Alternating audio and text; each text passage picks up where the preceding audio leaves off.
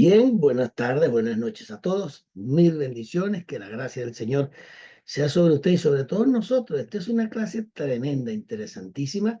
Imagínense esta serie, este curso que estamos dando, Transiciona. Eso es una serie que yo la debía haber dado si la hubiese sabido y conocido hace 45 años atrás. Pero me tomó muchos años aprender que había que transicionar, que había que salir de un sistema que estaba totalmente desfasado, totalmente desvinculado, no de todo, vamos a ponerlo de una manera, vamos a ser un poquito más sensatos, no de todo, porque dentro del mismo movimiento cristiano en el mundo, pues acuérdense, hay pastores, hay ministros que Dios los usa tremendamente, ahí recibimos al Señor, muchos de nosotros, o todos nosotros lo recibimos, mal que bien, recibimos la palabra de salvación, de redención, aprendimos muchas cosas y sobre todo recibimos al Señor y estamos agradecidos, claro está, de todos nuestros pastores de antaño, que ellos hicieron lo mejor que pudieron con lo que tenían. Y puedo reconocerles con sensatez y con madurez que ellos fueron, la gran mayoría fueron honestos en todo lo que enseñaban, fueron honestos en lo que enseñaban, pero en muchas cosas estaban honestamente equivocados, porque la tradición, la religión los absorbió. Y bueno, ellos pensaban que todo eso que enseñaban, grandes ministros que yo conocí, evangelistas, hombres de Dios que fueron usados grandemente, hoy en día los escucho, que estoy escuchando uno de ellos, muy reconocido de Puerto Rico, y bueno, los disparates que decía en algunas oraciones, algunas declaraciones eran decía, abismales, pero no había mucho conocimiento, no había mucho entendimiento de la escritura y la gente las tomaba amén, amén y no se daban cuenta de lo que estaban diciendo, pero ese hombre lo hacía honestamente, no lo hacía porque quería enseñar error, ni porque estaba en una doctrina de error tampoco, sino porque eso fue lo que le enseñaron. Y él estaba perpetuando, pues, por muchos años todo lo que le enseñaron. Entonces, damos gracias al Señor que hemos dado un paso al frente, que hemos despertado, que hemos empezado a transicionar todos y que estamos viendo días mejores, unciones más fuertes, mayores, milagros, prodigios y un mover del Espíritu impresionante. Así que vamos a comenzar nuestra clase de hoy para así aprovechar el tiempo y poder cubrir la materia que tenemos por delante. Como ya todos sabemos, estamos en este curso de Transiciona, especialización ministerial. Ustedes saben, y deben entenderlo así, que todos ustedes se están preparando a través de este curso, que no lo estaba dando yo, lo estaba dando mi esposa o lo da María Elena, lo iban a dar y lo van a dar personas que son ministros, porque están bajo este ministerio. Pero yo me encargo, es del EM1000. Yo los estoy esperando allá en la bajadita o en la subidita. Ustedes están aquí ahorita con Paola, pero yo los estoy esperando allá adelante. Cuando terminen este curso, ahí vienen a mí. Entonces yo digo, ok, ya aprobaste el curso, ahora viene el fuego y la candela. Es como un militar cuando le dan esos 3 meses, esos 6 meses con un sargento mayor, con un sargento, con un cabo, y los ponen ahí para ver si pasan la prueba. Y bueno, los que pasaron de 200 pasan 50 veces. Y se quedan ahí porque entonces esos son los que van a recibir el entrenamiento para ser soldados. ¿Y por qué mandan a los demás a casa? Porque no tienen capacidad, no tienen la fuerza, o sea, es un peligro mandarlo porque son canas de cañón, no rinden, no, físicamente no tienen la fuerza, moralmente no la tienen, anímicamente tampoco, no tienen lo que se amerita y solamente quedan aquellos que le ponen fuerza, que tienen el físico, que tienen el ánimo y que están dispuestos a pagar todo el precio. Eso es lo que está pasando con este curso. Este es un curso que muchos de ustedes no se están dando cuenta y yo, Jorge Porras, como presidente de la organización, los estoy midiendo, los estoy observando, los estoy calculando y estoy diciendo este y este, porque el maestro escoge sus discípulos. Jesús los escogió a ellos no escogieron a Jesús.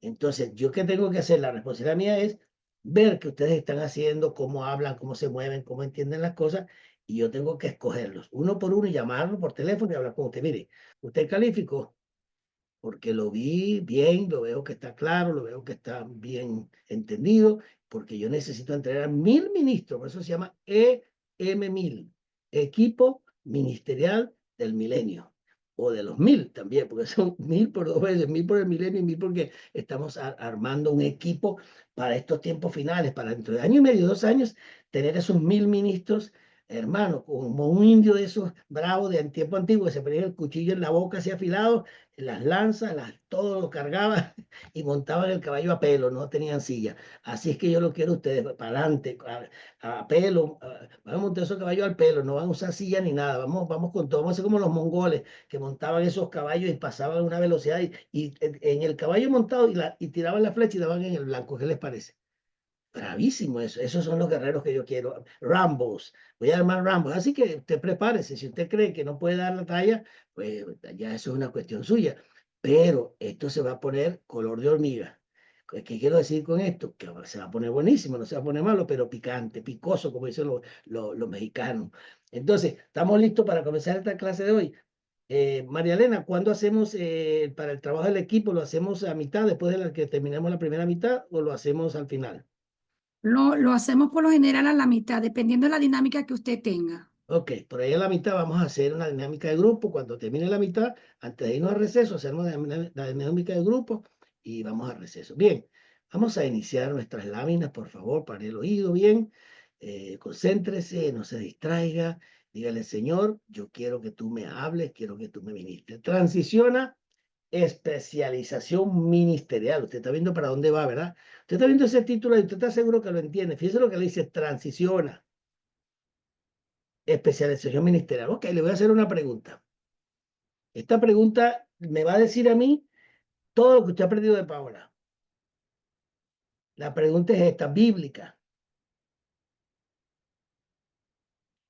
¿Cuál fue el hombre que tuvo que transicionar?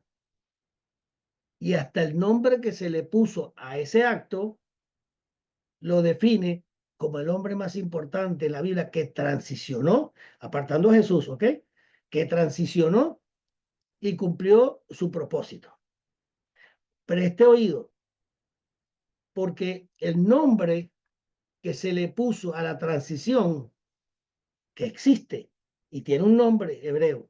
Ustedes recibieron 4 o 5 nombres que les explicó Paola. Y está bien, pero hay un nombre que está en la Biblia que es el que define la transición. ¿Quién lo sabe?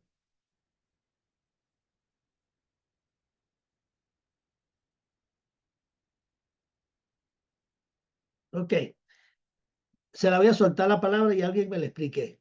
Decir hebreo, ¿qué significa? Ese es el hebreo. Ellos son hebreos. ¿Qué significa la palabra hebreo? Del hebreo original. ¿Qué significa la palabra hebreo? ¿Qué significa? La palabra hebreo significa, hablando de Abraham, uno que vino, básicamente uno que vino de Ur de los Caldeos. El Señor le dijo, vete a la tierra profetizada. Y cuando él cruzó del otro lado, cruzó para la tierra profetizada, lo llamaron el hebreo, el que transicionó, el que cruzó al otro lado, para seguir la voluntad y el propósito de Dios. Si ya se ubicaron, ¿se ubicaron o no? ¿Qué significa hebreo? Uno que cruzó al otro lado, uno que transicionó, uno que se fue hacia la tierra profetizada y cambió la historia de toda la tierra. ¿Quién fue ese? Abraham. ¿Estamos claros? Ok, vamos a empezar la clase. Gracias, Señor. ¿Qué es transicionar entonces? Transicionar es responder al llamado, ¿verdad? A la palabra profética, Dios se le revela a Abraham, le da una visión tremenda, le muestra los cielos, las estrellas, lo saca realmente, bíblicamente y espiritualmente, lo sacó de la tierra y se lo llevó.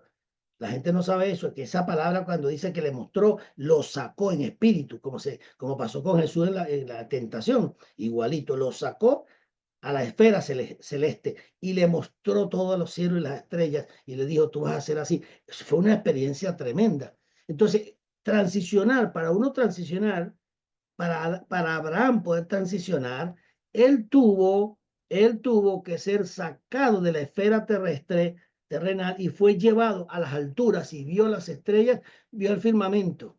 ¿Y qué dice el Salmo? Los cielos cuentan la gloria de Dios, ¿verdad? Y el firmamento anuncia la obra de mis manos. ¿Y por qué le mostró a él a Abraham eso?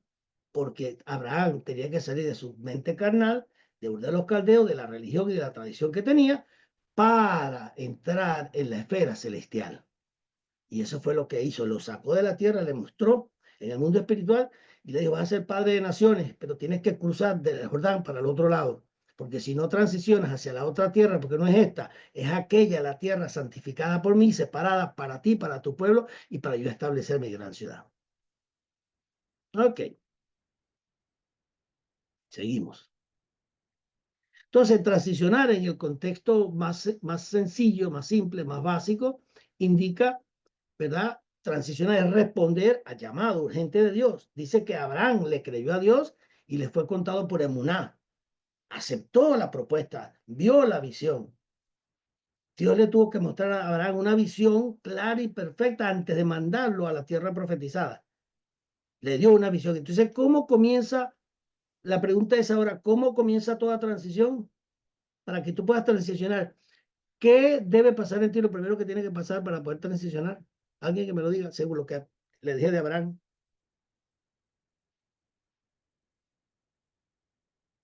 Debe tener una visión de Dios.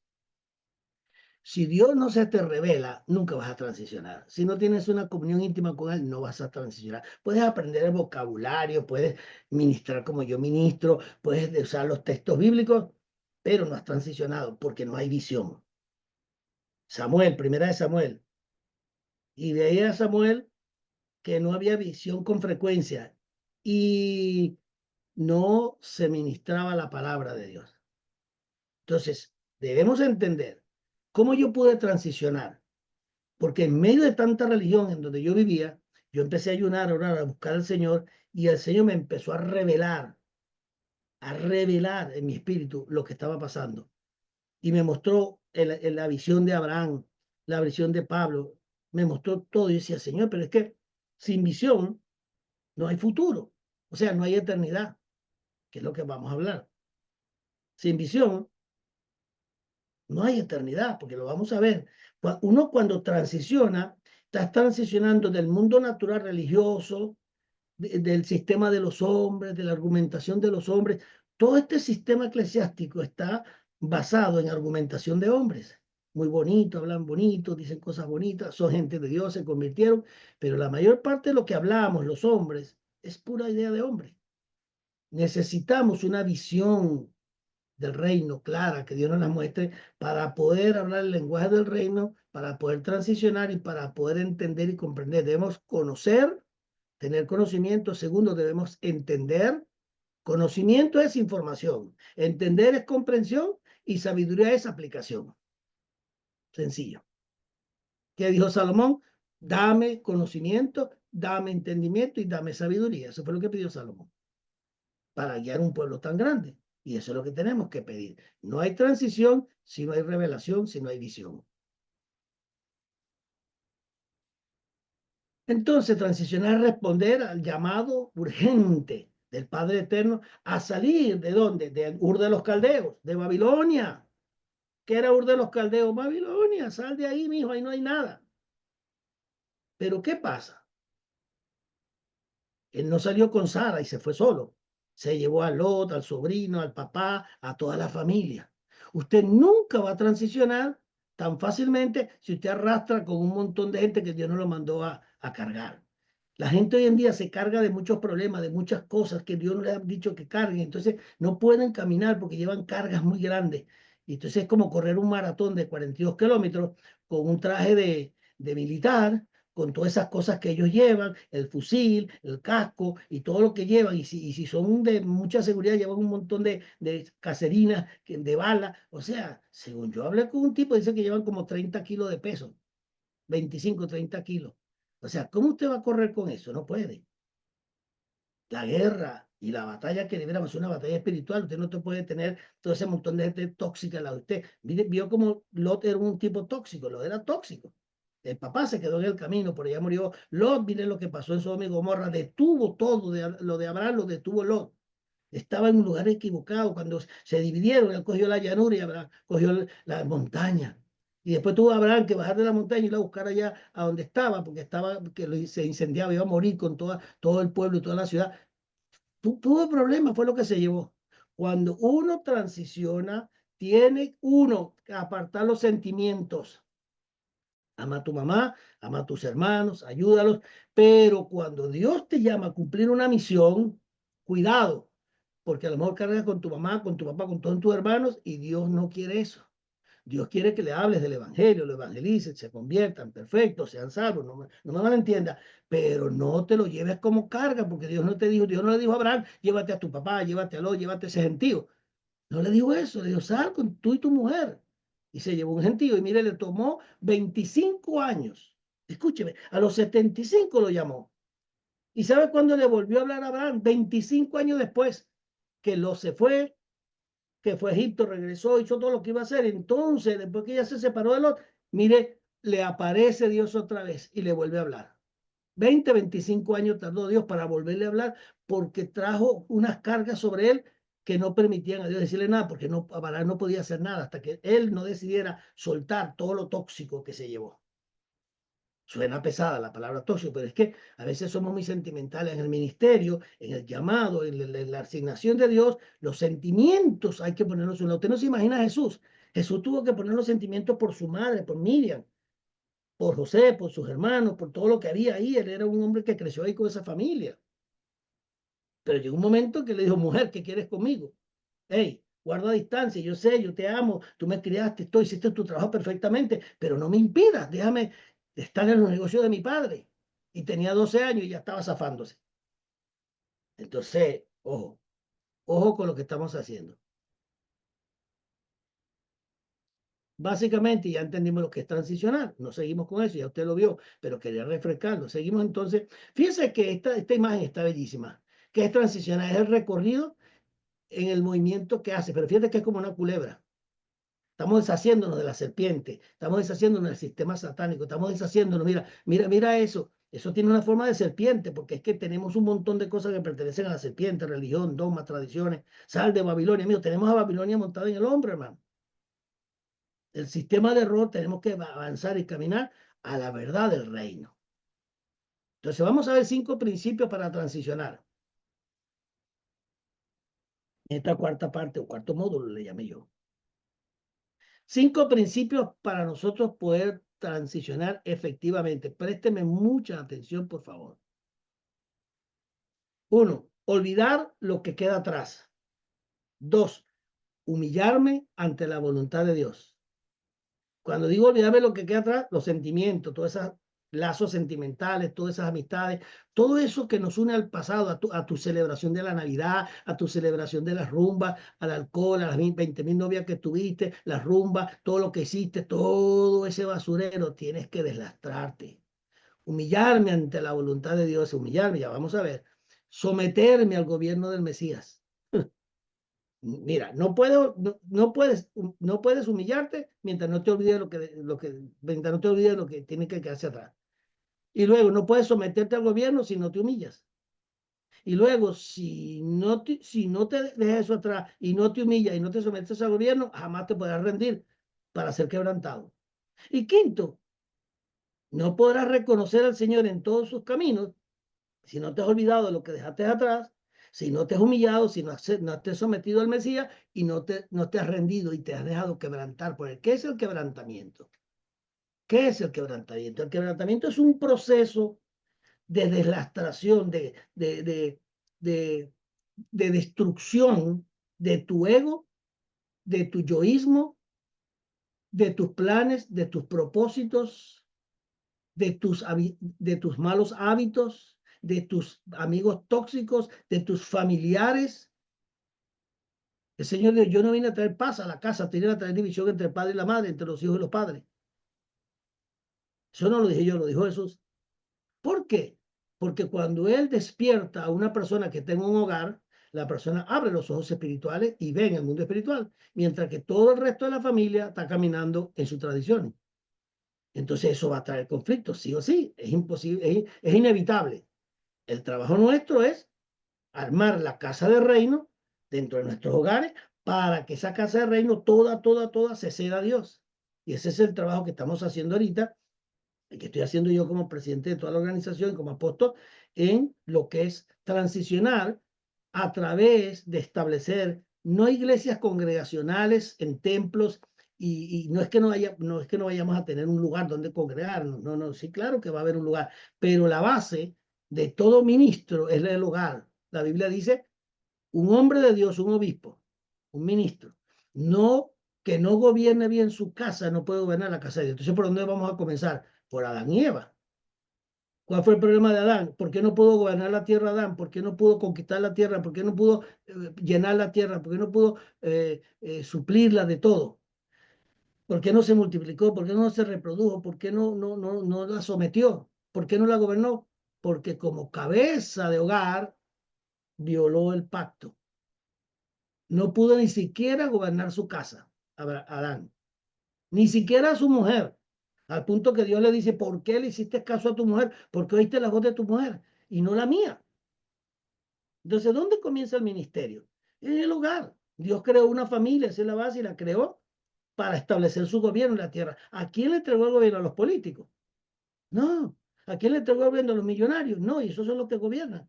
Le entregó el gobierno a las cabezas de hogar, el hombre casado, que tiene una familia y que tiene hijos. Ahí puso todo el gobierno Dios sobre una familia real que él creó. Y esa familia se desvirtuó, se pervirtió hasta el día de hoy. Y ese es el libro que estoy terminando ahora para dárselos a todos ustedes para que comencemos a entrenar y qué es una casa de reino y cómo es el gobierno de Dios sobre esta tierra. Eso lo vamos a ver dentro de poco. Entonces es importante que lo sepan que este proceso de transición va hacia esa dirección en gran parte. Entonces, primer principio, entonces, tenemos 5 principios que vamos a ver, ¿verdad? 5 principios para transicionar. Primer principio, olvidar lo que queda atrás. Hermanos, dice Pablo, yo mismo no pretendo haberlo ya alcanzado. Miren usted el nivel de Pablo, dice, yo mismo no pretendo haberlo ya alcanzado. Y eso es así, yo tampoco. Usted ve que yo conozco mucho y que sé Biblia, y que no, hermano, yo no sé nada. Y lo que pasa es que soy un tuerto en el país de los ciegos. Yo soy un tuerto en el país de los ciegos. O sea, yo no es que sé mucho, es que la gente no sabe nada. No estudia, entonces parece que yo supiera mucho. No, no, yo estoy también en pañales. Lo que pasa es que usted está desnudo y yo tengo un pañal puesto. Eso es todo. Estoy un poquito más civilizado, digo yo, ¿no? Entonces, ¿cuál es el primer principio? Olvidar lo que queda atrás. ¿Qué dice Pablo? Yo mismo no pretendo haberlo ya alcanzado, pero una cosa hago. ¿Y qué es lo primero que usted debe hacer para transicionar? ¿Cuál es el primer principio? Olvidando ciertamente lo que queda atrás, el pasado, sus andanzas, su manera de vivir, sus malos hábitos, sus sinvergüenzuras, sus adulterios, su fornicación, y todo lo que usted arrastró con la naturaleza pecaminosa de Adán y del diablo. Usted tiene que deslastrarse de eso, usted tiene que producir una profilaxis mental, espiritual. Usted tiene que, ¿cómo se llama eso, María Elena? Que hacen en los quirófanos, hacen Esterilizar, esterilizar. esterilizar. Usted tiene que esterilizar su mente, así como se esterilizan las cosas con alcohol y con cuestiones. Esterilice su mente. ¿Con qué lo esteriliza? Con la palabra. El agua de la palabra lo limpia. Entonces, ¿qué fue lo que yo entendí cuando Dios me empezó a revelar esto? Comencé a escuchar Biblia y Biblia y Biblia y Biblia, horas y horas y horas y horas, escuchando la palabra. ¿Qué hice yo? Hace 30 años, dando vueltas en el desierto, yo, pero bueno, esta religión, yo no aguantaba más. Y yo dije, yo tengo que hacer algo, yo no puedo más con esta religión. Yo asistía a los sitios a ministrar y yo decía, ay Dios mío, pero esto es pura religión, ¿cómo yo ministro en esta congregación? Me costaba. Yo prefería ponerme en una plaza pública. Mire, yo prefería hablarle a los borrachos, a los drogadictos, a la gente del mundo, que meterme en una iglesia a ministrar. Era horrible, porque era tanta la religión que el pastor, mira, yo estuve en Phoenix, Arizona, y me recuerdo esta experiencia que tuve. Empiezo a ministrar la palabra, eso hace como 12, 13 años, 14, 15 años quizás, y estoy ministrando la palabra bien sólido, y de repente veo que el pastor se mueve del fondo y se me sienta al frente, y agarra un micrófono y se me sienta y me mira con los ojos puyúos, como 2 huevos fritos y puyúos así, y se me queda mirando, y yo lo miro y digo, ay, este hombre se anda buscando un lío conmigo y con Dios. Y yo dije, Señor, ¿qué hago? Porque este tipo en cualquier momento brinca y quítame el micrófono, ¿qué hago con él? Y le digo, pastor, ¿usted me permite terminar lo que yo estoy diciendo? Sí, sí, termine. Gracias, pastor. Y seguí, entonces cambié un poquito el ritmo de las cosas y suavicé 3, 4 minutos. Pastor, tome su micrófono, gracias. Y agarró el micrófono. Al ratico llegó el que me estaba coordinando, el pastor que me estaba coordinando en Phoenix, Arizona. Él se había movido un momento y en ese momentico que me quita el micrófono, él llega y me dice, ¿qué pasó? ¿Por qué te me-?" El pastor me quería quitar el micrófono y se puso ahí con una cara que parecía que me quería pegar en serio. Me pasó esto, esto y esto y esto. Bueno, terminó el servicio y lo llamamos y me reúno con el pastor y digo, ¿qué le pasó a usted? No, porque usted aquí está hablando de encuentro y esa es la doctrina de allá de Colombia y eso es una falsa doctrina. O sea, el pastor, yo dije que había que tener un encuentro con Dios, ya yo soy falsa doctrina porque digo que tenemos que tener un encuentro con Dios. ¿Usted sabe quién soy yo, pastor? Y le saqué los chapiés, como se dice. Y el pastor le dijo, pero usted cómo le va a hacer eso al doctor Porro. Hermano, se ha formado un lío entre nosotros tres y el tipo después bajó la cabeza, me pidió perdón. Dijo, ay, hermano, perdóneme, es que como ha venido tanta falsa doctrina, yo de repente me pidió perdón, me dijo, no, venga otra vez, yo le voy a invitar a ministrar, tome una ofrenda. Bueno, el hombre se portó muy bien, pero aceptó. Pero hermano, yo dije, yo no quiero ministrar más en iglesia. ¿Por qué? Porque simplemente toqué una cosita ya y ya soy falsa doctrina. Claro, porque es que tienen una cabeza llena de un, como dice el maracucho, de un mollejero, un porqueriero de cosas. Entonces, ¿cuál es el juicio maestro que tienen? No es la Biblia, no es el Espíritu Santo, es la religión que tienen en la cabeza y todo lo miden y sus medidores son religiosos. Sus marcadores son religiosos. Entonces, ¿cómo entra? Yo le decía, Señor, yo no... Entonces me empecé a alejar de la iglesia y empecé a levantar el movimiento que estoy levantando. Me aislé. Y el Señor, voy a tener. Entonces el Señor me dijo, Maracaibo, olvídate de los religiosos. Hay gente allá, millones que están esperando la palabra que tú tienes. Ábrete de ellos, déjalo que sigan su rumbo y levanta un movimiento conmigo para traerlos. Lo vas a traer. Y esto es lo que estoy haciendo ahorita. Eso sucedió hace, eh, creo que 18 años, entre 15 y 18 años atrás, que tuve que ya rendirme. Entonces, se lo digo para que entiendan que esto no es fácil, pero hay que ser valiente y hay que pararse firme. Entonces, el primer principio, olvida lo que queda atrás, olvidando ciertamente lo que queda atrás y extendiéndome a lo que está delante. ¿Y qué es lo que está delante? ¿Qué es lo que está adelante? ¿Qué es lo que está allá? Fíjese usted, Jesús fue al Calvario y dice Hebreos 12, Jesús hizo algo que usted debe hacer y yo debemos hacer. Y cuando lee este texto, usted, como dicen por ahí en el campo, usted va a brincar para arriba, pero bueno, ¿para dónde va a brincar si no para arriba, verdad? Dice la gente. Fíjate esto lo que dice aquí Hebreo. Abra su Biblia ahí en Hebreos capítulo 12. Hebreos 12, para que usted vea lo que pasó con Jesús. Dice, por tanto, nosotros también teniendo alrededor nuestro tan grande nube de testigos, despojémonos, ajá, despojémonos, ¿de qué? Vamos a ver, de todo peso. Todo lo que sea religioso es un peso. Todo lo que sea religión, tradición, eso es un peso. De todo peso. Es un peso que lleva encima y no te das cuenta. Y del pecado. Peso y pecado son dos cosas diferentes. Que nos asedia. Y corramos con paciencia la carrera que tenemos por delante. Entonces, Pablo aquí, para mí es el escritor de los Hebreos, vamos a decir que fue Pablo, pienso yo que fue Pablo, es lo que creo. El autor de este libro entra para explicarte cómo Jesús, el peso que llevaba Jesús y qué hizo para poderse delatrar. Dice Hebreos 12, puesto los ojos en Jesús. Y entonces, cuando te da esa narrativa ahí, te dice, pon los ojos en Jesús. ¿Por qué? Porque Jesús lo logró. ¿Qué logró? Transicionar. Como hombre, él tenía que adaptarse al mundo, estaba bajo la ley mosaica. Dice que en el cumplimiento de los tiempos, estamos hablando de Galatas 4:4, en el cumplimiento de los tiempos se manifestó el Hijo de Dios y vino estando bajo la ley. Imagínense ustedes lo que tuvo que hacer, es venir bajo la ley mosaica, escuchar toda la ley, aprenderse toda la ley, para luego comenzar su ministerio. Entonces dice, puesto los ojos de Jesús, el autor y consumador de la fe, de la cual, o el cual, perdón, de la fe, del el cual, hablando de Jesús, perdón, consumador de la fe, el cual, por el gozo, oiga, ¿vio lo que dice Pablo ahí? Dice, olvídate lo que queda atrás, proyecta hacia adelante. ¿Y qué es lo que hay adelante? Vamos a ver qué es lo que hay adelante. Por el gozo puesto delante de él, lo mismo dice Jesús. Dice Pablo de Jesús, él tenía un gozo puesto delante de él. ¿Cuál era? Dice, un gozo puesto delante de él y por eso sufrió la cruz. Por eso sufrió el madero, por el gozo que estaba delante de él allá, lo que él veía que venía, que iba a hacer. Y dice, menospreciando la vergüenza, porque lo crucificaron desnudo, papá. Eso de que tú ves a un Cristo con el trapito que le ponen encima, sí, eso lo hacen porque es lógico, tienen que hacerlo. Pero tú sabías que Jesús fue crucificado desnudo en el madero. Todos los presos y los criminales le quitaban toda la ropa. Él lo desnudaron, no lo ves que lo lea ahí, que le quitaron todo. Y lo crucificaron desnudo, papá.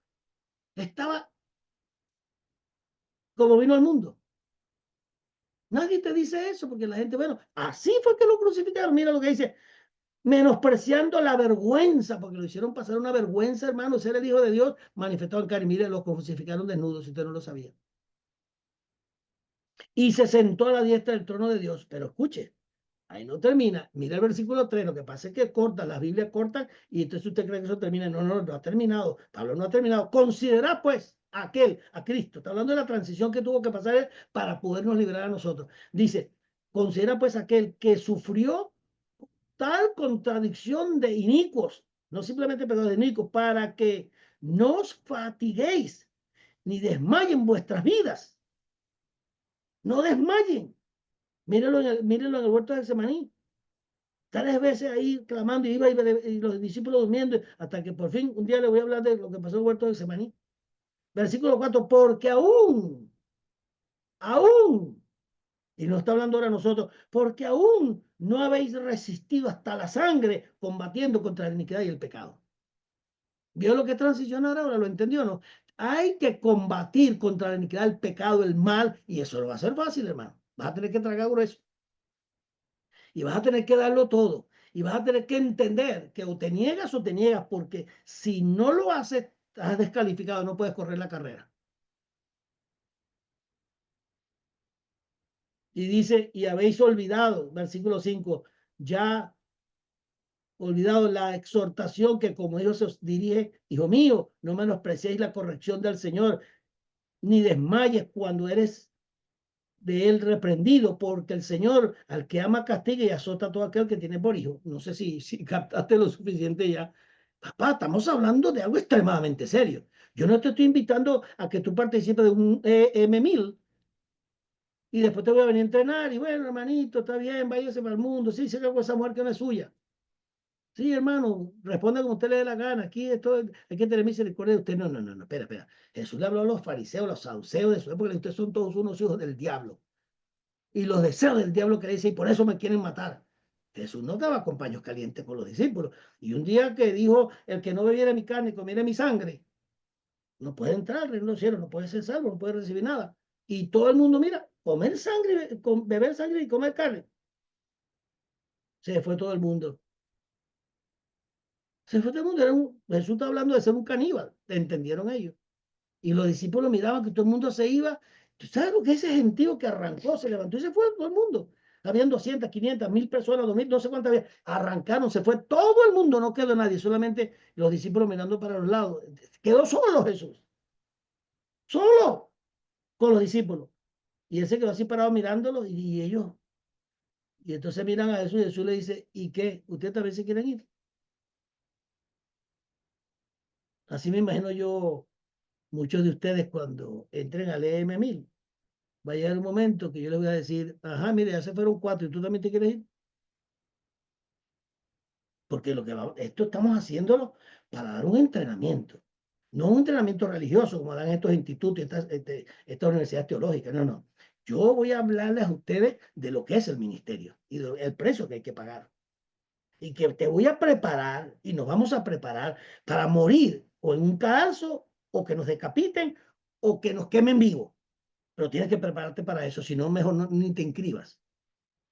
Porque estamos preparando gente que va a enfrentar lo peor de toda la historia de la humanidad, porque este tipo que va a gobernar el mundo, tú agarras a Joseph Stalin y lo metes en una licuadora con Hitler, con Genghis Khan, con Alejandro el Grande, con Jack el Estribador, con Fidel, los Castro, con todos esos dictadores del mundo, los metes todos en una licuadora y los bates todos para sacar uno solo y no le llegas por los pies al hombre maligno y perverso que va a ser el anticristo, porque eso te lo digo todo. Son unos niños en pañales.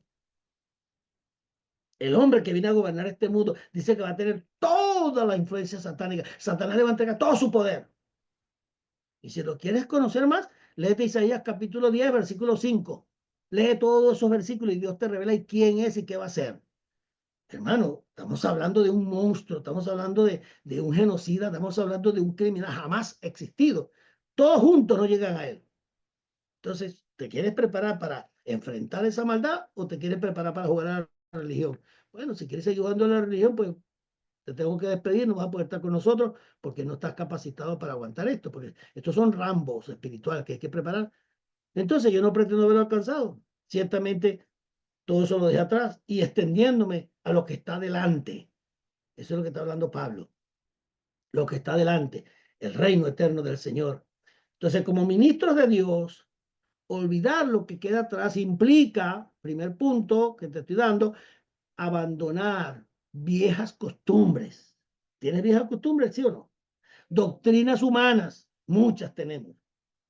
Tradiciones y maneras de pensar que no están alineadas con la verdad revelada por el Espíritu.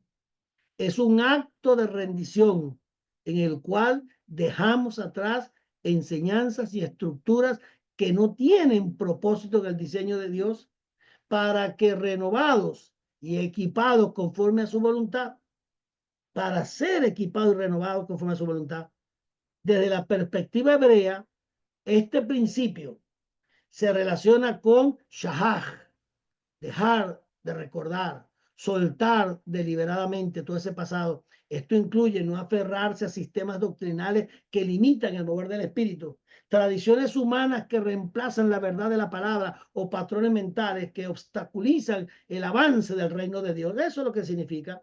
Entonces, el acto de despojarnos del viejo hombre que Pablo habla, lo cual implica abandonar desde la perspectiva hebrea, la palabra pashat, que significa quitarse una vestidura vieja e indeseada. Es deshacerse de patrones de pensamiento, hábitos, actitudes y estructuras ministeriales que no manifiestan la obra, la naturaleza, el reino, el pacto ni el carácter del Mesías para vestirnos de nuevo. En cuanto a la pasada manera de vivir, despojaos del viejo hombre, dice Pablo, que está corrompido por los deseos engañosos y renovaos en el espíritu de vuestra mente. Ese espíritu que tienes en tu cabeza no es el espíritu de Dios. ¿Por qué dice renovaos en el espíritu de vuestra mente? ¿Por qué manda él a su pueblo, renueva el espíritu de tu mente? Porque tienes una mente pagana. Tienes al Señor, naciste de nuevo, sí, el Espíritu nació de nuevo, sí, tú tienes a Cristo en tu corazón, sí, esos pastores que están en los púlpitos son de Dios, nacieron de Dios, son gente convertida, aman al Señor, lloran, hacen lo mejor que pueden, pero su mente no está renovada, no es espiritual. ¿Por qué? Porque todavía el viejo hombre con el espíritu del mundo domina esa mente.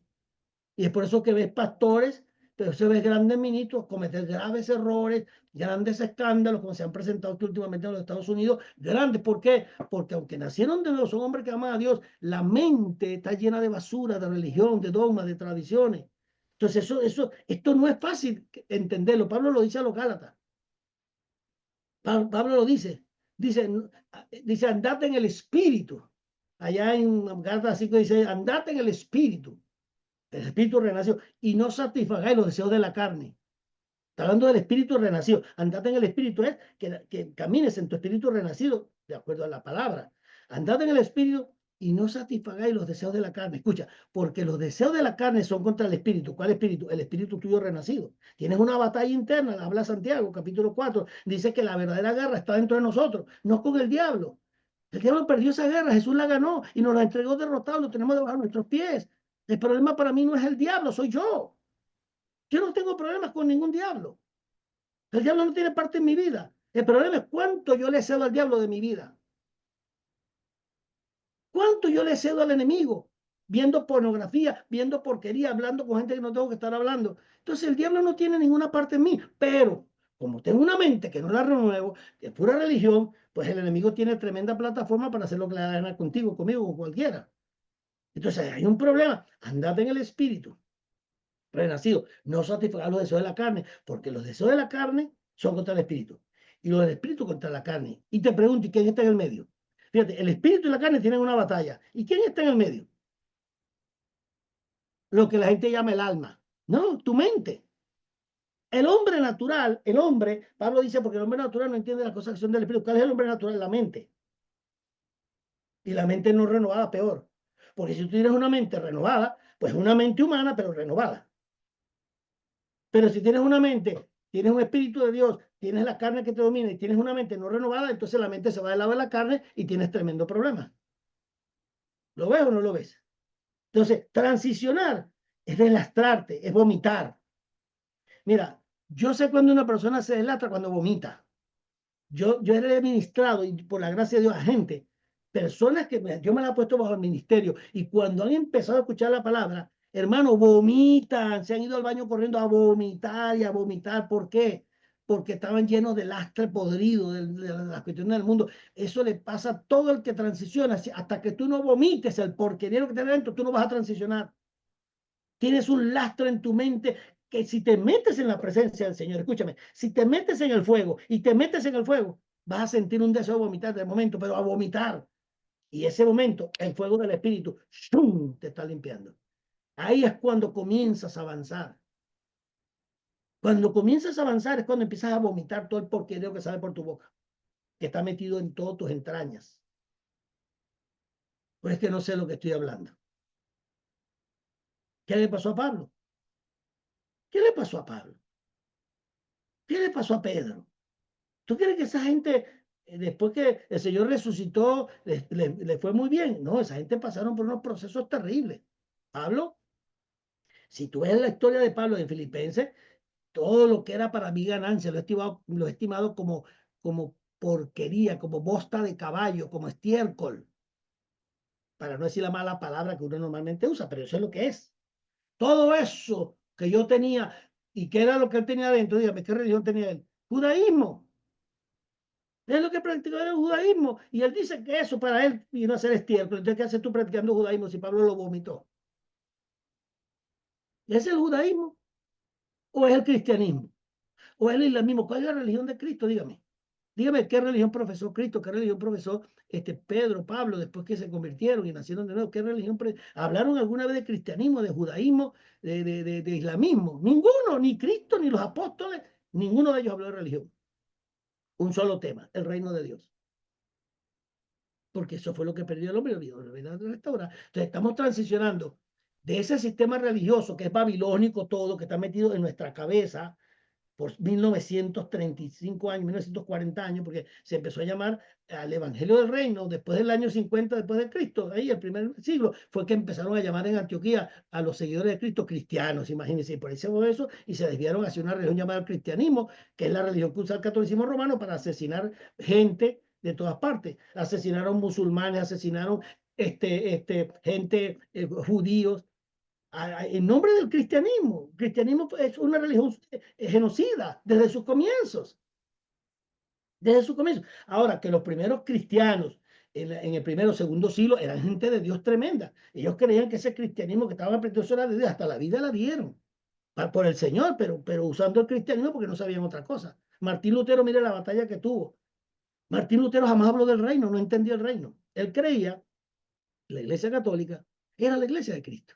Y él creía que la iglesia de Cristo estaba corrompida, porque cuando él fue a Roma, y cuando fue a Roma vio la pedofilia, porque él era ministro, era cura, y se metió en todo el ambiente y él descubrió todo, lo vio como los pedófilos, el homosexualismo que veis, él vio todo, lo vio, yo leí la biografía de él, y el mentor de él, que estaba en Alemania, cuando él regresó, y Martín Lutero le abrió el corazón y le dijo toda esa cosa que vio. El obispo le dice, el mentor, mira, Martín, deja eso así, no te metas en eso. Deja eso, no toques eso, te van a matar. Si te pones a enfrentar eso, te van a matar, te van a quemar. Y efectivamente, escribió la 95 tesis en la puerta del cantar de Whippet y vino en la persecución y lo estaban buscando para matarlo, lo van a quemar vivo. Esa no era la iglesia de Cristo, hermano. Eso de iglesia, la palabra iglesia viene del griego, que significa un gabinete de gobierno democrático. Al Senado de Roma se llamaba la eclesía. Y los romanos, el obispo romano, que era más pagano que cualquiera, tomó ese nombre de eclesía, viene del griego, y fundó una iglesia griega, pues la eclesía, y eso es la eclesía. Y nos quedó ese nombre eclesía griego, en vez de llamarlo la comunidad de Dios, la nación de Dios, el pueblo de Dios. Mira el Antiguo Testamento, hasta el día de hoy, traducen el Antiguo Testamento. ¿Por qué nunca colocan la palabra iglesia en el Antiguo Testamento? Cuando Dios habla de su nación, cuando Dios habla de Israel, cuando Dios le dice a Moisés, tráeme al pueblo. ¿Por qué a nadie se le ocurre en el Antiguo Testamento poner la palabra iglesia? Aunque sea occidental, no se atreven a decirle al pueblo de Dios de Israel iglesia. ¿Por qué? Clarito, se lo estoy demostrando. Porque el Nuevo Testamento tiene una influencia griega pagana. Y esa es la que dañó todo, esa filosofía, esa teología griega. Y toda esa porquería, eso fue lo que el enemigo usó para enredar al mundo entero. Entonces, sacar a la gente de esa mentira después que tienen 20 años, predicando, ni siquiera proclamando un evangelio torcido. Pablo dijo, es que, ¿será que hay otro evangelio? No, no es que hay otro evangelio, es que la gente lo ha pervertido, claramente, dice Pablo. Entonces, esto es importante. Entonces, el viejo hombre, la palabra pashat, abandonar, ¿qué significa? Que significa quitarse una vestidura vieja, indeseada. Tienes que quitarte la vestidura que estás cargando, hermano, no te estás dando cuenta. Deshacerte de patrones de pensamiento, hábitos, actitudes, estructuras ministeriales que no son de Dios, que no manifiestan la obra, la naturaleza, el reino, el pacto, el carácter del Mesías para vestirnos del nuevo hombre, según Cristo. En cuanto a la pasada manera de vivir despojado del viejo hombre que está corrompido por los deseos engañosos y renovados en el espíritu, vuestra mente, saca ese espíritu religioso, dile que se vaya. Mire, hermano, yo le voy a ser sincero, cuando usted se tire de rodillas un día delante del Señor y Señor, quiero salir del espíritu religioso que está en mí. Yo no sé si lo tengo o no, pero no estoy entendiendo mucho. Yo quiero que tú me hables, yo quiero que tú te manifiestes. Y usted empieza a orar, Señor, quiero que me saque el espíritu religioso que salga de mí. Si yo hermano, prepárese. Porque cuando usted empieza a declarar que usted quiere soltar ese espíritu que lo tiene amarrado y usted no lo sabe, porque usted tiene tantos años en la religión y yo tuve tantos años que uno no sabe que hay espíritus dominando nuestra mente, nuestros criterios, nuestras cosas. No creemos. Y no te estoy diciendo que tengas demonios, porque el Hijo de Dios no está poseído por demonios, pero tiene la influencia demoníaca. Y podemos hacer cosas malas y no tenemos espíritu, no estamos demoniados, pero la mente la tenemos pervertida y el enemigo se apoya. Mire, las casas ponen un nicho, ponen una estatua, ponen una cosa y a lo mejor la persona no está endemoniada. Pero ese punto de contacto que tiene con una imagen, con un demonio, pues hace que ese demonio se aparezca en esa casa y domine esa casa. Y la persona no está poseída de demonios todavía, posiblemente, pero tiene una influencia demoníaca. Y si somos hijos de Dios, ¿cómo se va a meter un demonio en nosotros? Si somos hijos de Dios, no puede, pero puede tomar nuestra mente, la sigue atando. Y cuando, ¿cómo yo sé? Porque cuando yo le hablo a ministros de esto y le empiezo a explicar la palabra, ¿sabes lo que me dice? Mire, hermano Porra, te voy a decir algo. Yo sé que usted tiene razón, yo sé que esa es la verdad. Mire lo que me dice, porque yo les debato y ellos no hayan que hacer conmigo. Entonces dice, bueno, es verdad, tú estás diciendo la verdad, eso está en la escritura, eso, pero hermano, mire, es que esto me va a traer problemas. Si yo me pongo a hacer lo que usted hace, el concilio me va a votar, me va a echar y pierdo mi dinero, pierdo el salario. Entonces, hermano, yo me debo al concilio, yo me debo, ¿de qué voy a vivir, hermano, entonces? Esa es la respuesta que me han dado algunos. ¿De qué voy a vivir, pastor? Que te voy a trabajar en la calle entonces porque no tengo que comer, tengo que quedarme aquí y todos los reconocimientos que tengo y el concilio me respeta. Yo sé que esa es la verdad, pero yo no puedo decir eso porque me echan del concilio, pierdo todo. Entonces quiere decir que hay un compromiso, estás comprometido, no con Dios, no con la asignación que Él te entregó, no con el llamado que Él te hizo, estás comprometido con la religión y con las instituciones de hombres. Entonces no me vengas con cuentos de que eres un hombre de Dios y que estás enseñando la palabra porque tú estás comprometido con doctrinas que son de hombre y no de Dios. Por lo que sea, pero estás peor que Saúl. Bendito tu primogenitura por un plato de lenteja. Clarito te quedó el sombrero y el vestido te quedó completico, hermano. Bendita la primogenitura que Dios te está dando por un plato de lenteja, que es la plata que te dan y todos los beneficios que te dan, las prebendas que te dan. Ah, pero aquí te dan tantas prebendas, te pagan vacaciones, te pagan esto, te pagan los concilios, te dan todo. ¿Cómo vas a soltar eso? Así me dijo uno a mí, ¿qué quiere que usted que yo haga, pastor? Si yo me cubro todo ahí. Si yo hago esto que usted dice, que yo sé que es la verdad, eso es lo peor, yo sé que usted está hablando la verdad, pero yo no me puedo meter en eso, pastor, porque no, déjeme tranquilo. Le dije, me rindo. Buen viaje, pastor. Los felicito por esa decisión tan clara y firme que tiene de seguir en la religión y de saber que está mal y enfrentar lo que va a enfrentar. Lo felicito por su valentía. Ahora, prepárese, pues. No queda otra. O transicionas o transicionas. Entonces, dos áreas claves para aplicar este principio como ministro. El primero, dejar viejas costumbres y tradiciones humanas que ya te las mencioné. Como ministros debemos identificar prácticas que son fruto de la tradición y no de la palabra profética. Muchas de estas costumbres son barreras que dificultan que el mover profético esté en ti, invalidando la palabra, dice el Señor, de Dios con vuestra tradición que habéis transmitido. O sea, la habéis transmitido, la estás perpetuando. Y muchas cosas hacéis semejantes a esta, dijo Jesús. Entonces pregúntate, hermano, mira, ahí está, pregúntate si las bases y las prácticas de tu ministerio están conforme a la palabra que ha salido de la boca de Dios, a su diseño o a la cultura del reino. Están en línea a su palabra, a su diseño, a su cultura del reino o a otra cosa. Eso lo juzgas tú. Dos, rompe con las doctrinas de error y ríndete ante un proceso de renovación mental. Romanos 12:2, no os conforméis a este mundo religioso, mundo pagano, mundo que te ofrece de todo, sino transformado por la relación de vuestro entendimiento para que comprobéis cuál es la buena voluntad de Dios agradable y perfecta. No te lo pongo ahí porque tú te lo sabes de memoria. Entonces hay doctrinas humanas que han oscurecido la verdad de Dios y conducen al pueblo a la ignorancia y a caminar fuera de la palabra profética. Fíjate lo que dice Colosenses, Pablo a los Colosenses, capítulo 2. Mirad que nadie os engañe por medio de filosofías vanas y sutilezas, filosofía hueca, que son una filosofía hueca, sofismas. Esos son sofismas. ¿Qué es un sofisma? Anota lo que es un sofisma. Una gran mentira que se enseña como si fuera una verdad. Eso es lo que es un sofisma. La iglesia está llena de sofismas hoy día. Un montón de mentiras que dicen los ministros de los púlpitos. Mentiras garrafales. Pero ellos creen que están diciendo la verdad porque eso fue lo que le enseñaron en el instituto bíblico y se supone que el maestro que está en el instituto que te enseñó, se supone que él sabe la Biblia. No, no, no saben nada. La mayoría no sabe nada. ¿Dónde estudiaron? ¿Dónde se prepararon? En un seminario teológico. Ah, sí, o sea, ¿tú crees que un ministro que se forma en un instituto teológico sabe Biblia? La gente que menos sabe Biblia es la gente que estudia teología, porque la teología es una ciencia humanística, no es una ciencia bíblica. En ninguna parte habla de la teología. En ninguna dice que es el Espíritu Santo que te enseña la escritura. ¿Dónde está la teología? En ninguna. En la Biblia no existe teología. Entonces, yo tengo 3 doctorados en teología. Yo me gradué en ese tiempo, hace 25, 30 años, yo me gradué de doctor en teología. Hello. Yo agarré el título y lo eché a la basura. Yo no soy teólogo, hermano.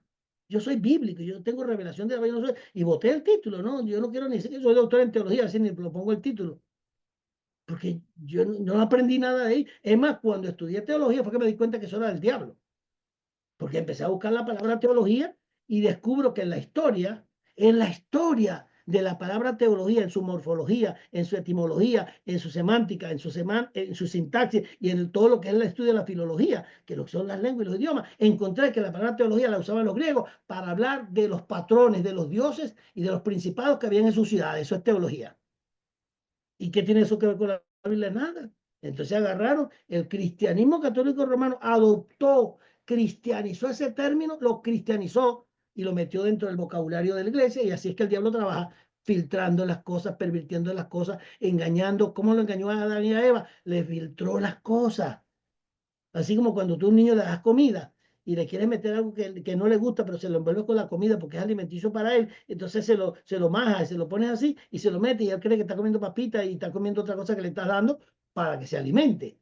Pero él lo traga y lo siente bien. Bueno, eso es lo que hace el diablo. Te endulzó la religión con cristianismo y con un montón de obras y tal. Y tú crees que esto es de Dios. No, esto no es de Dios. Esto es totalmente pagano. Es una infiltración. Entonces yo enseño la palabra sin filtros. Yo no tengo filtros, hermano. Yo no uso filtros para enseñar la palabra. Entonces, Colosenses, mira que nadie se engaña de filosofía, vanas sutilezas según las tradiciones de los hombres, conforme al rudimento del mundo y no según Cristo. Evalúe las enseñanzas que transmite, hermano. Verifique si realmente están basadas en la Escritura y no en interpretaciones erróneas y descontextualizadas. Entonces, uno, soltar el pasado, tiene que ver con lo que estamos hablando. es esencialmente para avanzar. No se puede conquistar acá abajo, no se puede el futuro con cargas, con viejas cargas o cargas viejas. Y tercero, transicionar exige decisión. Dejar lo que ya no edifica y proyectarte hacia dónde, hacia lo eterno y dejar de estar perdiendo tiempo en bobería aquí en este mundo que no hace nada. Segundo principio, humillarme ante la voluntad de Dios. Humillarme. Filipenses 2.6 dice, el cual siendo en forma de Dios no estimó el ser igual a Dios. Está hablando de Cristo, Pablo hablando de Cristo en Filipenses 2.6. El cual siendo en forma de Dios o igual a Dios, no estimó al ser igual a Dios como cosa que aferrarse. Este es el Hijo del Hombre, el Hijo de Dios que se hizo Hijo de Hombre. Y sino que se despojó a sí mismo. ¿De qué? De su deidad, de sus atributos divinos. Se vació, estaban ahí, pero no podía usarlo, se había vaciado de esos atributos para hacerse hombre, tomando forma de siervo. O sea, se hizo hombre y de hombre pasó a siervo. Ahora, entiende una cosa, mire lo que está ahí. Dice, tomando forma de siervo. ¿Qué significa eso? Tomando forma de siervo. Él nunca fue siervo. Él fue Dios, el Hijo de Dios, se hizo hijo de hombre y siendo hijo de hombre se hizo siervo. ¿Siervo de qué? Siervo de la iniquidad, hermano, siervo del pecado. En el Antiguo Testamento Dios nunca llamó a los profetas, ni al mismo Mesías lo llamó hijo de Dios en el sentido como cuando le profetizaba. Cuando profetizaba sobre el Mesías que iba a venir, le decía mi siervo. Y cuando hablaba de los profetas, mi siervo. Por ejemplo, dice eh, en Amós capítulo 3, versículo 7, dice, y el Señor no hará nada en esta tierra sin antes revelárselo a sus siervos, los profetas. ¿Qué significa la palabra siervo en todo el contexto del Antiguo Testamento? ¿Sabes lo que significa eso de siervo en todo el Antiguo Testamento? Inclusive a Jesús como Mesías, significa uno que está en iniquidad y caído de la gracia. ¿Por qué cuando habla de Jesús como el Mesías lo usa de siervo? Porque el Padre lo está viendo en el Calvario haciéndose iniquidad. Mi siervo va a ir, va a pagar el precio, va a sufrir. Por eso Isaías dice, le veremos, pero no le reconoceremos porque va a estar demacrado. Va a llevar toda la iniquidad, todo el pecado, toda la transgresión, todas las enfermedades. Entonces habla del siervo sufriente. ¿Quién es el siervo sufriente? Jesús en el Calvario, que se hizo iniquidad. Jesús dijo, yo a usted no lo voy a llamar más siervo, dijo, ahí en Juan 15, no lo voy a llamar más siervo, y 17, no lo voy a llamar más siervo, porque un siervo no sabe lo que hace su señor. Un siervo no hereda. Aquel damaseno de Abraham estaba pidiendo un hijo. Ajá, y este siervo me va a heredar. No, los siervos no heredan, yo te voy a dar un hijo. Entonces todo el que se llame siervo es un desheredado, hermano. Yo no soy un siervo de Dios.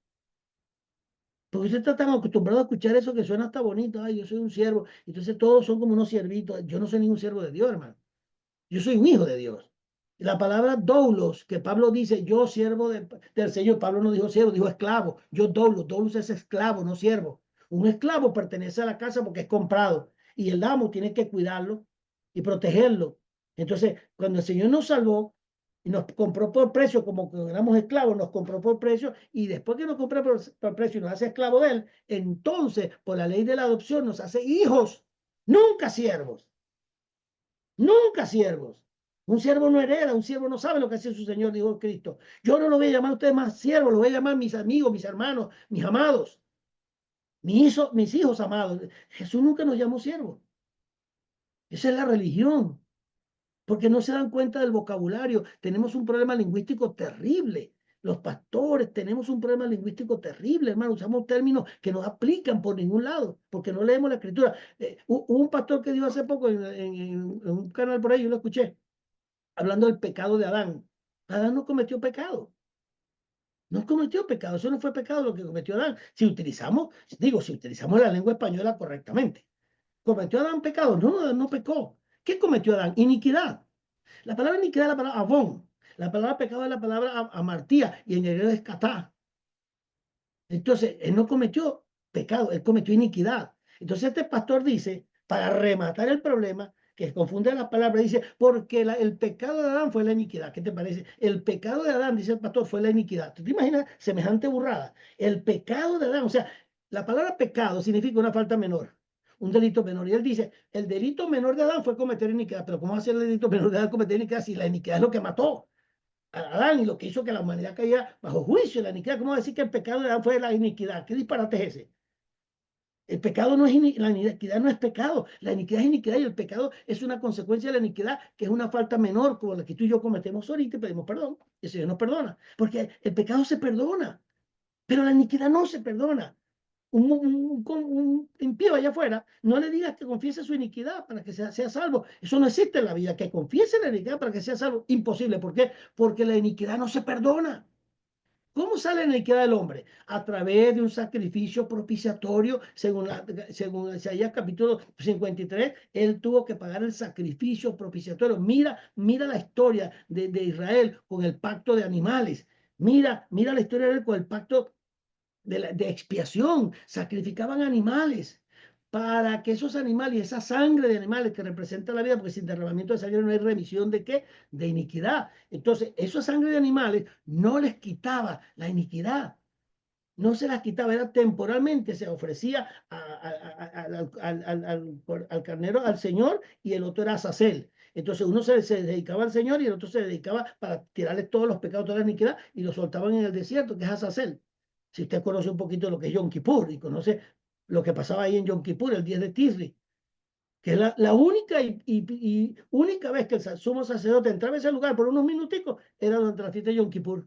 Por unos minutos, todo ese templo y todo eso para entrar, no sé, 10, 15 minutos, 10 minutos, 5 minutos cuando esparcía la sangre, y ya el Espíritu de Dios se iba. Un ratico nada más bajaba y decía, todos los pecados del pueblo, las iniquidades están bajo cobertura, no las perdonaba ni las redimía, están bajo cobertura, están temporalmente ahí sostenidas, aguantadas. Es como era una ley de amparo. Una ley de amparo, y ese pecado se fue acumulando, acumulando, acumulando, acumulando. No se perdonaba, no se quitaba, no se redimía, se expiaba, lo cubrían y lo cubrían. Cuando llegó el tiempo del Mesías que vino, y el Mesías entonces viene con su sacrificio propiciatorio, no expiatorio. Expiar es una cosa, redimir es otra. Redimir tiene dos palabras: volver al estado original, y memer significa devolverte lo que se te perdió, lo que perdiste. Expiar significa cubrir. Desde Génesis 3:21 Dios hizo una expiación, un sacrificio de animales por Adán, y lo cubrió de su iniquidad temporalmente hasta que le dio la ley a Moisés 2600 años después. 2600 años después de que Adán cometió iniquidad, Dios le da la ley a Moisés, y dice la Biblia, Gálatas 3:19, dice que Dios le dio la ley a Moisés porque era una ley añadida a la Torá primigenia. No estaba, esa ley no estaba, dice que fue añadida a causa de las transgresiones hasta que viniera el Mesías. Lee el texto: hasta que apareciera el Mesías. O sea que la ley mosaica tenía fecha de caducidad. ¿No lo dice Pablo? Por causa de la expiación. Pero cuando Él vino y derrama su sangre, se hace iniquidad y derrama su sangre. Esa sangre sí nos vivifica. La sangre de Cristo no nos cubre. La sangre de Cristo nos vivifica, nos hace nueva creación, no la sangre de animales.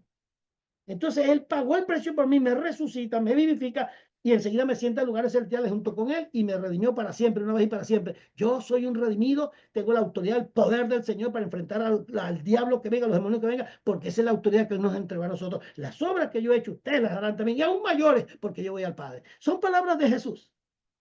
Y aquí está la gente: bueno, es que si peco, el diablo me lleva. Y entonces, ¿qué es eso? Jesús sí hacía milagros porque era el Hijo de Dios. No, no era el Hijo de Dios en su ministerio, no era el Hijo de Dios en su ministerio, era el Hijo del hombre. Igual que tú y que yo. Él era el Hijo de Dios que se manifestó en carne, dejó todos sus atributos divinos y se limitó, lo dice ahí Filipenses 2:6.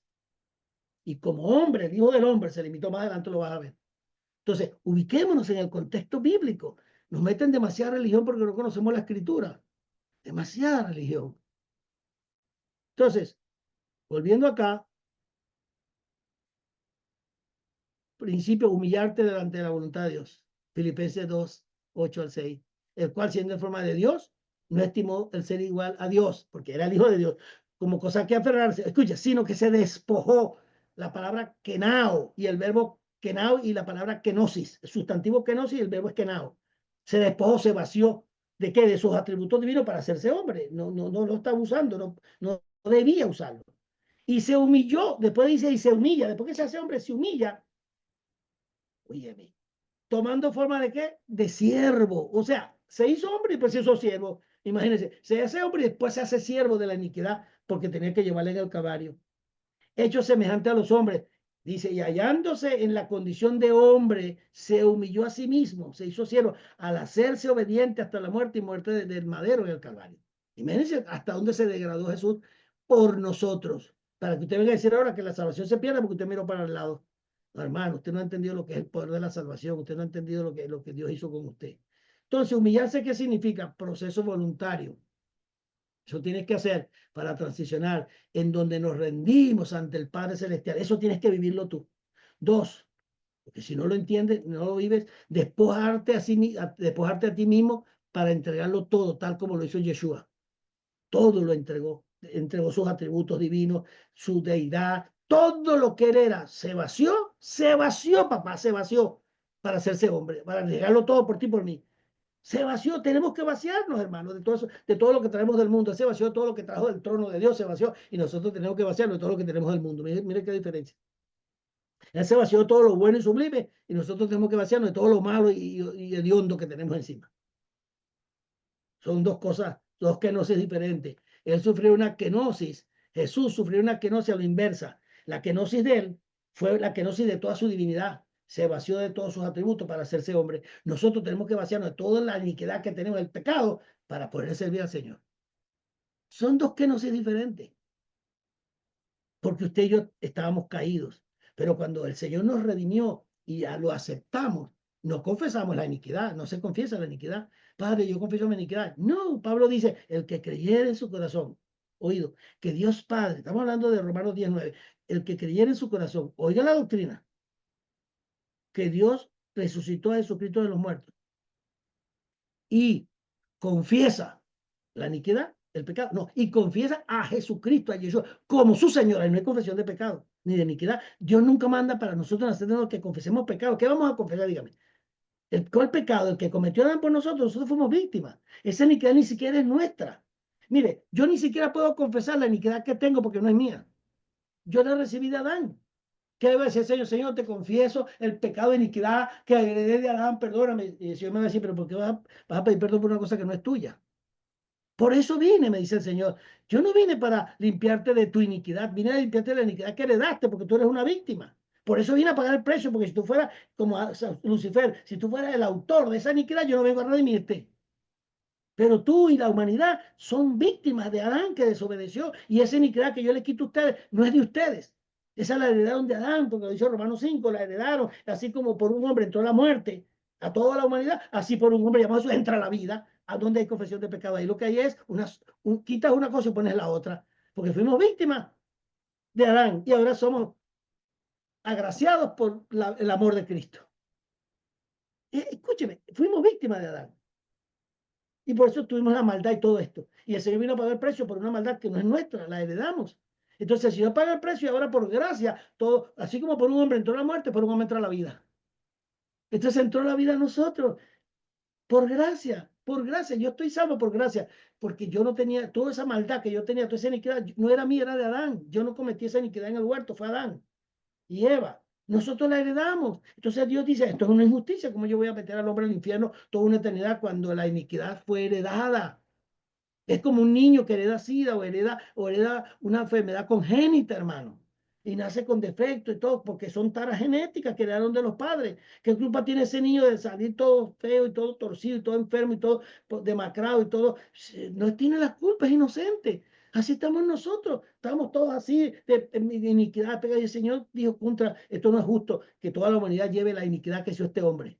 Entonces nos redimió y nos dice, hey, tú no eres culpable, confiesa al Señor, a mí me confiesa, y se fue esa iniquidad. Entonces,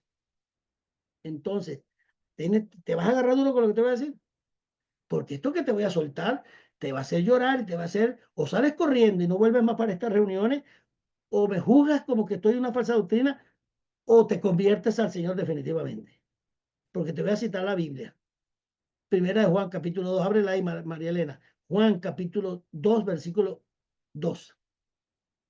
Ese versículo Ese versículo ha reventado a más de uno, pero duró misterio por ese versículo, porque lo han dicho y lo han revelado y los concilios se han cerrado totalmente y le ha venido una persecución a los ministros que revelan ese versículo. porque el hombre que, uno de ellos fue que no lo supo explicar correctamente y lo tildaron de todo. Pero lea ese versículo.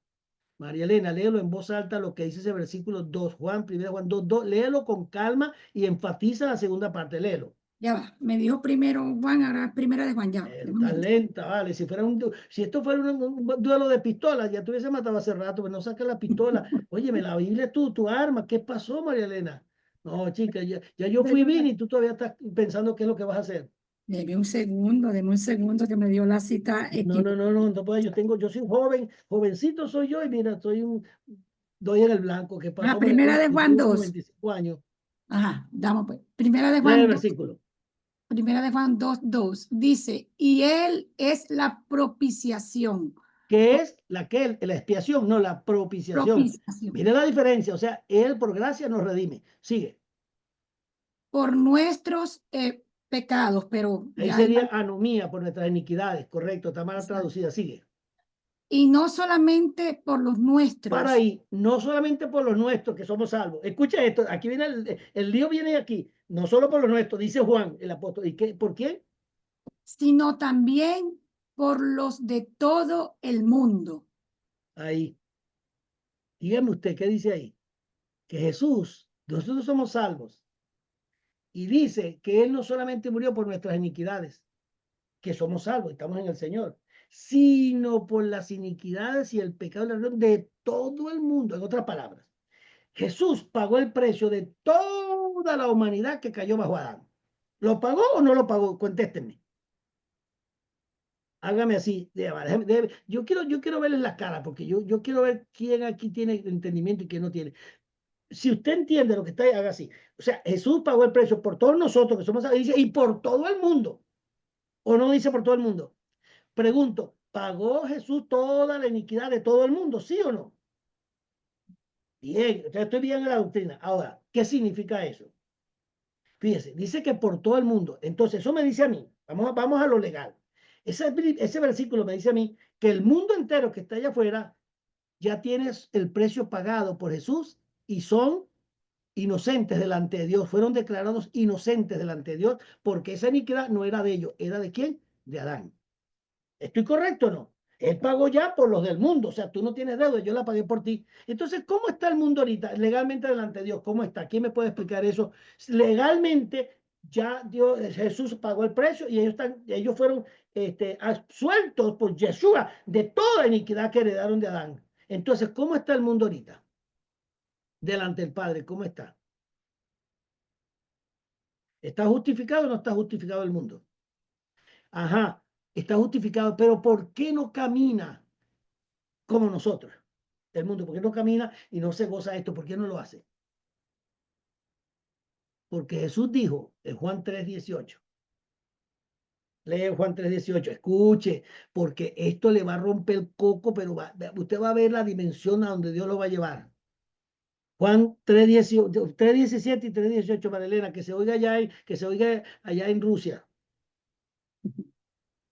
María Voy, Elena, tú estás muy lenta, chica, voy, no voy. puedes, se ve como con jovencito, porque tú como, no sé qué te está pasando, María Elena. Dale, María Ah, Elena. Juan Oye, 3, hermano, déjenla 17. quieta, porque tiene a la mujer ahí atormentada, pobrecita. Ay, Dios mío. Juan 3:17, porque no envió Dios a su Hijo al mundo para condenar al mundo. Uno, no lo envió para condenar al mundo. O sea, ¿qué va a hacer con el mundo el Señor? Dice que Él llevó toda la iniquidad del mundo. Quiere decir que no vino a condenarlo. ¿A qué vino? Fue a llevarse toda la iniquidad del mundo. Correcto, estamos de acuerdo otra vez. Dos versículos. Sigue leyendo. Sino para que el mundo Si no vino, sino para que el mundo sea salvo por él. sea salvo por Él. ¿Y después qué dice? El 18 dice, el que en él, Oído, aquí viene el secreto, aquí viene la profundidad. Dilo, el 18. el que en él cree, no es condenado, pero el que no cree ya ha sido condenado. ¿Dónde está la diferencia? El que no cree en Jesús ya ha sido condenado. Pregunto, ¿qué iniquidad tiene? ¿Qué iniquidad tiene el mundo legalmente delante de Dios? ¿Qué iniquidad tiene? Ninguna, como dice, ninguna. El mundo no tiene delante de Dios ninguna iniquidad. porque ya Jesús pagó el precio, pero dice, entonces él dice, pero el que no cree, entonces condenado. Quiere decir que el único iniquidad, el único pecado que puede tener el mundo es si no cree en Jesús, ya queda condenado. Pero mientras él dice, no, yo creo en Jesús, queda libre, porque legalmente él está libre, pero no lo sabe. ¿Y qué necesita? Porque Pablo dice, vayan, proclamen el evangelio, vayan a las naciones, díganle a la gente. Pero ¿qué va a proclamar la mayoría de los ministros si no saben esto? No saben. ¿Cómo tú vas a proclamar un evangelio que no conoces? ¿Tú sabes lo que es pararte en un público y decir, hermano, ven, confiesa tus pecados y todo lo que has hecho? No, no, ese no es el mensaje. Es, hermano, hey, tú borracho, prostituta, ven, tú no tienes ningún pecado delante de Dios, Él lo llevó, lo pagó, tú estás viviendo así porque tú crees que eso es del diablo, tú estás así porque el diablo se metió en ti, los demonios y todo eso, y eso que tú haces, lo heredaste del diablo y de Adán. Pero legalmente, mi hermanita, mira, le decía yo a unas prostitutas en Holanda, 12 que se me convirtieron, legalmente, mujeres, mírenme a la cara, ustedes delante de Dios no son prostitutas. Ustedes delante de Dios ya fueron justificadas. Lo único que necesitan es, porque, ¿qué pecado vas a confesar si así yo lo pago todo por ti? ¿Qué le va a decir, Señor? Yo soy una prostituta. Él te va a decir, yo te quité todo eso. No sigas diciendo eso. Confiésame a mí como Señor. Y se activa todo lo que yo hice por ti. ¿Aló? ¿Están aquí o se fueron? Alguien que me hable, por favor. Necesito, hermana Liné, tú, el hermanito mexicano, ¿cómo es que te llamas? Se me fue Tomás José Luis, es la cosa. El pastor mexicano, ¿cómo es que tú te llamas, hijo tú? Déjame ponerte aquí porque yo te veo ahí pensativo. Te voy a añadir, ¿dónde lo añado aquí? Vamos a ver. Ah, no, no, ahí. Dime, papá, dime, ¿qué tú Joan, entiendes con todo esto? ¿Cómo se llama? Juan es la cosa. Joan. Abra, ajá. Dime, Joan Gordillo. Sí, Cuéntame, Joan, ¿qué tú crees de esto que te estoy mostrando por la escritura? esto es tremendo, apóstol. Yo aquí estoy con mi esposa y estamos sorprendidos con toda esta parte y de verdad que nos sorprende porque vemos todo lo que se está enseñando de manera equivocada y vemos como con toda esta verdad que nosotros tenemos, cómo hay un parteaguas entre una cosa y otra cosa tan profunda y que esto necesita saber toda la gente que está allá afuera. Y precisamente es donde comienza nuestro ministerio en este tiempo y es lo que el Señor nos ha llamado a hacer en este tiempo. Buenísimo, buenísimo, me alegra. ¿Alguien más quiere añadir algo rapidito? Alguien que me diga, oye, mire, yo no sé, yo llego a escuchar una cosa así y yo pego brinco y hablo y digo yo, alguien que me diga algo más, o es que no he entendido. Yo no estoy diciendo que la gente que disfruten el pecado, que vean el pecado, estoy diciendo que ya el precio fue pagado por ellos. Están en la prostitución, son pedófilos, son criminales. Y yo he agarrado, mire, yo agarro un muchachito de 15 años y me llegó a la estación de radio a las 12 de la noche con unas pistolas y una cosa. Y yo, ¿qué es lo que tú quieres, chamo? No, que déjame entrar, pastor, yo lo estoy escuchando, pero no, tú tienes una pistola ahí, ¿cómo va a entrar aquí? No, pero es que yo necesito que tú ores por mí, sí, pero deja esa pistola allá afuera. Entonces las dejó y entró y se tiró al piso a llorar. 16 años, me dice, yo he matado casi 18, 19 personas ya, pastor. Yo necesito que usted ore por mí porque yo he matado mucha gente. Y yo le digo, pero ¿y qué tú quieres que yo haga? Bueno, yo quiero entregarme al Señor. Entonces le digo, tú sabes que todo eso que tú estás haciendo lo heredaste del diablo y de Adán que cometió iniquidad, ¿verdad? Tú sabes que el Señor pagó ese precio por ti, todo, todo. Él no te está condenando. Cuando tú vayas al infierno, si tú te mueres y tú vayas al infierno, Él no te está mandando al infierno por todos los pecados que tú cometiste y por toda la iniquidad, porque eso no era tuyo, eso era de Adán y tú lo heredaste. ¿Sabes por qué vas a ir al infierno? Porque no crees en Jesús, que Él pagó el precio por ti.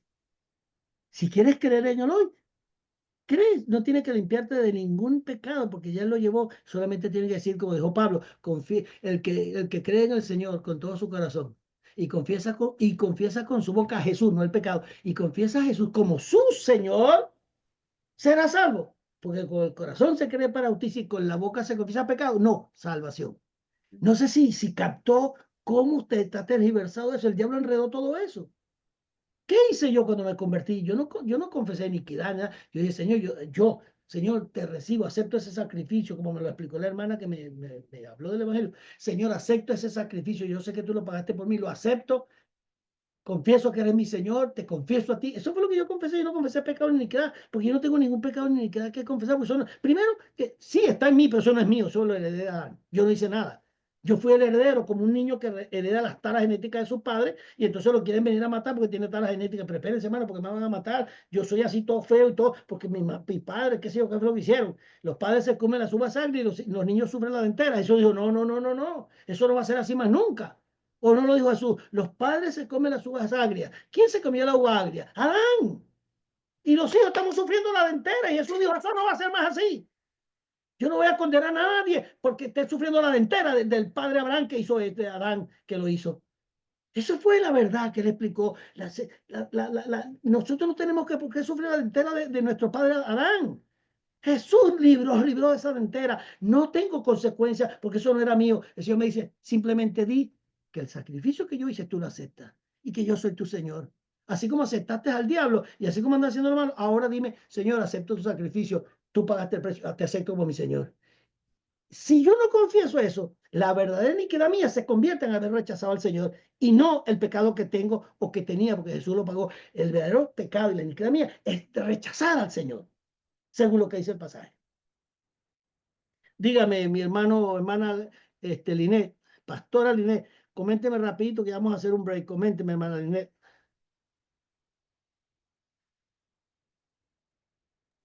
Abra micrófono. Apóstol, qué dolor tengo en mi corazón, apóstol.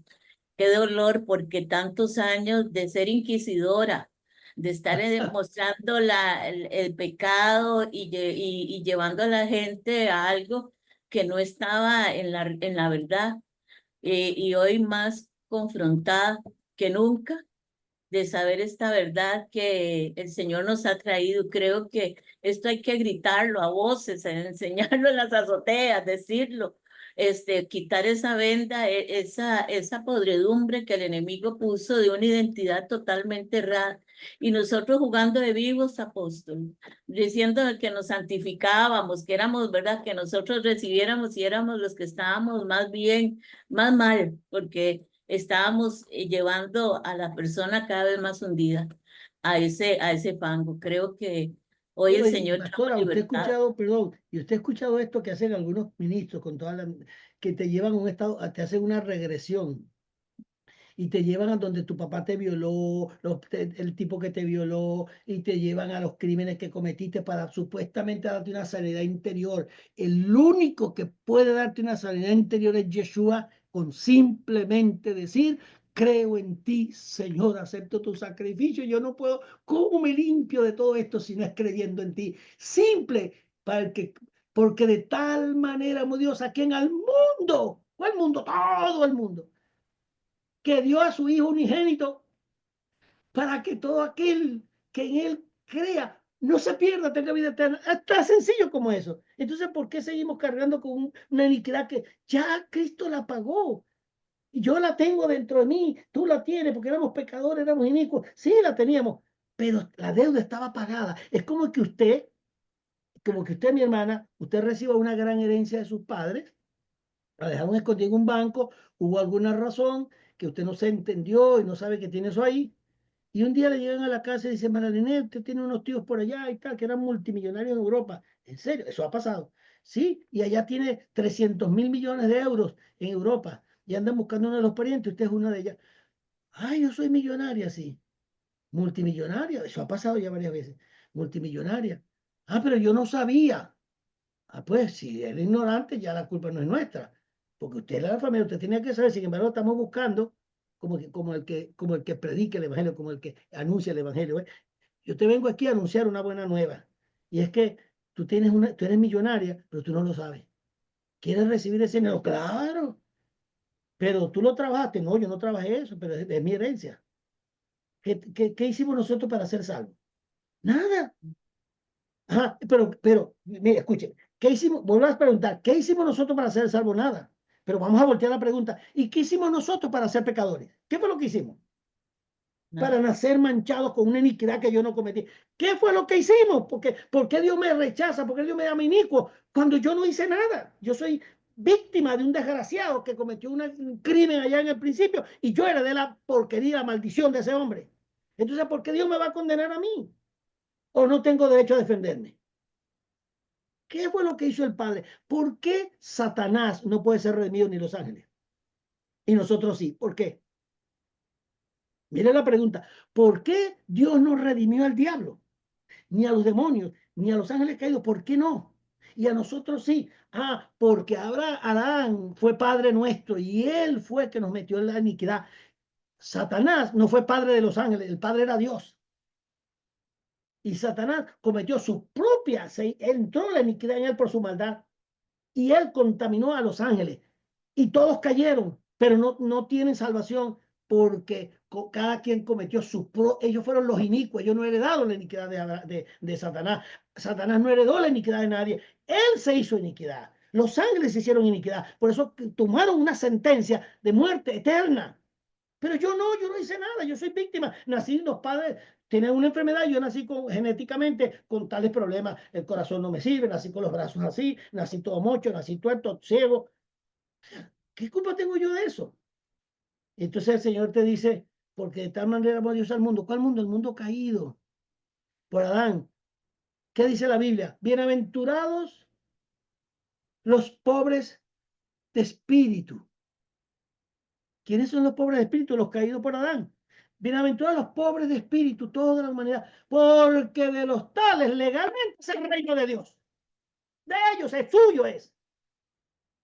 Por eso son bendecidos, pero no abren los ojos que el mundo les pertenece, son multimillonarios, el mundo les pertenece, pero no estamos predicando un evangelio falso de condenación. Cuando Jesús nos libertó, nos pagó el precio, nos redimió y no podemos vivir así. No sabemos vivir porque todo es una condenación. El sistema eclesiástico vive bajo condenación.